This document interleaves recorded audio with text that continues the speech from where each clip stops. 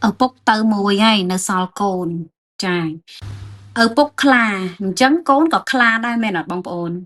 ở bốc bọc quạt chà cứ lục bú bứ rật thí háo thì sna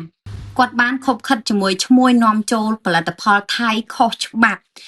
chả nhưng ban sai po miền ca môn háiเนี่ยpo miềnนี้บางปอนนักล่าแต่บานเมื่อดังหึงนังไง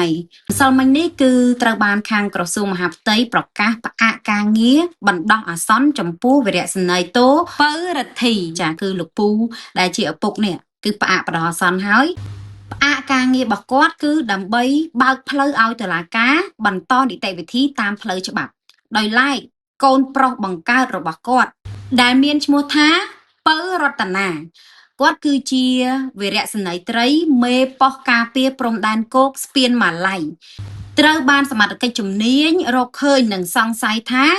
ចាកូនប្រុសរបស់គាត់រូបនេះមានជាប់ពាក់ព័ន្ធនឹងការនាំឆ្លងដែនមនុស្សទៅធ្វើការងារនៅប្រទេសថៃដោយខុសច្បាប់ចាដែលគេនិយាយថាមេខ្ចលណាបងប្អូនពាក្យខ្មែរយើងថាធ្វើជាមេខ្ចលនឹងឯងហើយឥឡូវនេះខាងក្រមការងារជំនាញគាត់កំពុងតែស៊ើបអង្កេតស្រាវជ្រាវបន្ថែមទៀតដើម្បីបញ្ជាក់ថាតើរឿងហ្នឹងវាពិតឬអត់ចាហើយបើពិតគឺត្រូវការមានភ័ស្តុតាងក៏ដូចជា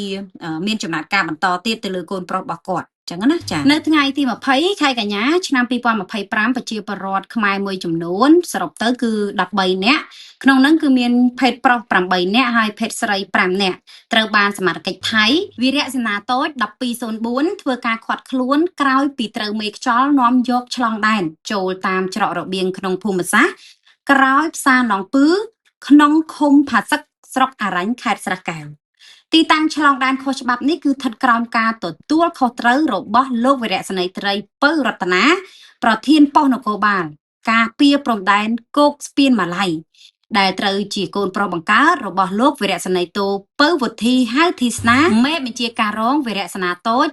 891ដែលត្រូវបានឯកឧត្តមអភិសន្តិបណ្ឌិតសសុខាប្រកាសផ្អាកការងារកាលពីថ្ងៃទី23ខែកញ្ញាឆ្នាំ2025ម្សិលមិញនេះផលិតផលនេះហើយដែលជាផលិតផលគាត់ទទួលស្តុកនៅផ្ទះគាត់ណាបងប្អូនចាដែលគាត់មានផ្ទះមួយមានចណ្ដាលចុះទៅអូហើយគេមានទូកស្មាច់មួយសម្រាប់ដឹកជញ្ជូនអីវ៉ាន់ហ្នឹងចាឆ្លងកាត់តាមអូហើយលីតាមចណ្ដាលឡើងមកស្តុកនៅផ្ទះគាត់គឺជាប្រភេទផលិតផលនេះបើខ្ញុំឆែកមើលទៅប្រភេទផលិតផលហ្នឹងគឺមានលក់នៅលើអនឡាញតាំងពីឆ្នាំ2018បើគិតទៅវាចូលជិត10ឆ្នាំហើយមែនអត់បងប្អូនប៉ុន្តែអាចថាលក់តាំងពីមុនឆ្នាំ2018ក៏ថាបានដែរពីព្រោះផលិតផលខ្លះគឺគេចាប់ផ្ដើមលក់តាំងពីមុនពេលដែលមានអ្នកចេះថតបង្ហោះដាក់លក់ក្នុងអនឡាញម្លេះចាអញ្ចឹងគឺផលិតផលនេះចែកចាយក្នុងទីផ្សារសោះវាជាប្រភេទម្សៅយិនសិនលាបមុខហ្នឹងហើយ